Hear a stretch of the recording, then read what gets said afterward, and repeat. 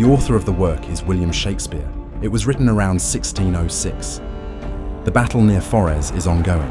The soldiers of the Scottish King Duncan are fighting against the rebellious Scottish and Irish nobles allied with the Norwegians. King Duncan is not directly involved in the fighting. Along with his sons Malcolm and Donalbain, he waits in a camp near Forres. Messengers bring good news. King Duncan's soldiers have won, thanks to the bravery and valour of their commander Macbeth, who is also related to King Duncan. In the next scene, Macbeth and his friend Banquo are on their way to Forres. Like Macbeth, Banquo is a commander of the Scottish army. Suddenly, they encounter 3 witches who prophesy their futures. They tell Macbeth that he will become Thane of Glamis, Thane of Cawdor, and eventually King of Scotland. To Banquo, they predict that he will be the father of kings. Macbeth, surprised, says, "By Sinel's death I know I am Thane of Glamis, but how of Cawdor?" Shortly after the witches vanish, the Scottish nobleman Ross arrives and informs Macbeth that the king has appointed him Thane of Cawdor, fulfilling another part of the prophecy. Macbeth begins to believe that the witches might have been right. From this moment, the thought of becoming king begins to haunt him. Banquo, however, warns Macbeth to be cautious, expressing skepticism about the witches' words. And oftentimes, to win us to our harm, the instruments of darkness tell us truths, win us with honest trifles to betrays in deepest consequence. Macbeth knows that King Duncan is alive and well, and that he has 2 sons. If Duncan dies, his son Malcolm will inherit the crown. Therefore, for the witch's prophecy to come true, Macbeth would have to take matters into his own hands by killing the king and his sons. At first, Macbeth rejects this thought and says to himself, "If chance will have me king, why, chance may crown me without my stir." Macbeth sends a letter to his wife, Lady Macbeth, informing her of the witch's prophecies. Lady Macbeth, understanding her husband's inner conflict, since his nature has always inclined toward goodness, decides to act on his behalf. In the next scene, Macbeth is personally honoured by King Duncan at his palace. The thought of removing the king and his sons grows stronger. A messenger announces that the king wishes to spend the night at Macbeth's castle in Inverness. This presents a quick opportunity to fulfill the prophecy. Macbeth desires power, but at the same time, he respects the king. Lady Macbeth, however, has no scruples and persuades Macbeth to commit the murder. They plan to get the king's guards drunk, then stab the king and place the blame on the guards. Under the cover of night, Macbeth kills King Duncan. Meanwhile, the Scottish nobles Macduff and Lennox arrive at the castle to meet with King Duncan.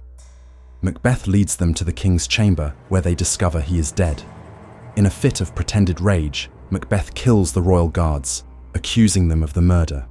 Chaos erupts, and during the confusion, Duncan's sons, Malcolm and Donalbain, flee the castle in fear for their lives. Macbeth convenes a meeting where everyone concludes that the servants committed the murder at the behest of the king's sons. Since the princes fled, Macbeth is crowned the new king. The prophecy has come true. Meanwhile, Banquo grows suspicious of Macbeth, fearing that he became king through treachery. Banquo reflects on his own fate and that of his children, to whom the crown was also promised. Macbeth, remembering the witch's prophecy that Banquo's descendants would be kings, decides to eliminate him and his son. Soon, Banquo is murdered on Macbeth's orders, but his son Fleance escapes. At the palace, a banquet is held.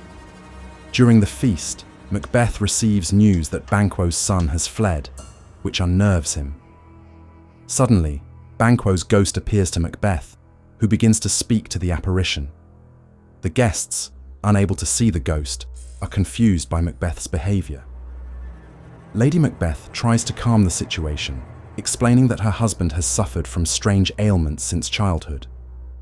After the banquet, Macbeth decides to seek out the witches again to learn more about his fate.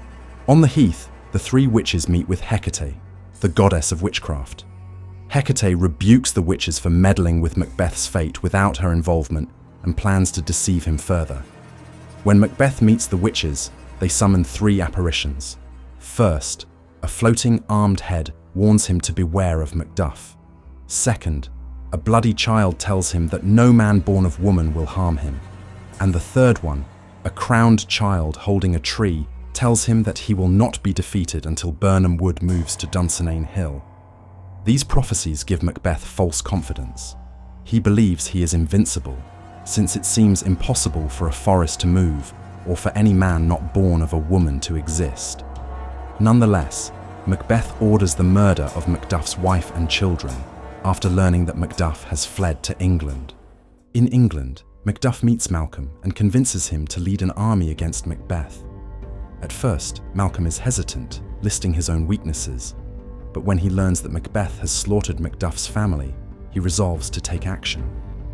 Meanwhile, Lady Macbeth, consumed by guilt, begins sleepwalking and talking about the murders. She tries to wash imagined bloodstains from her hands.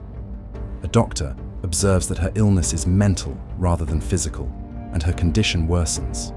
Lady Macbeth takes her own life. As Malcolm's army approaches Macbeth's castle, they camouflage themselves by cutting branches from Birnam Wood and carrying them.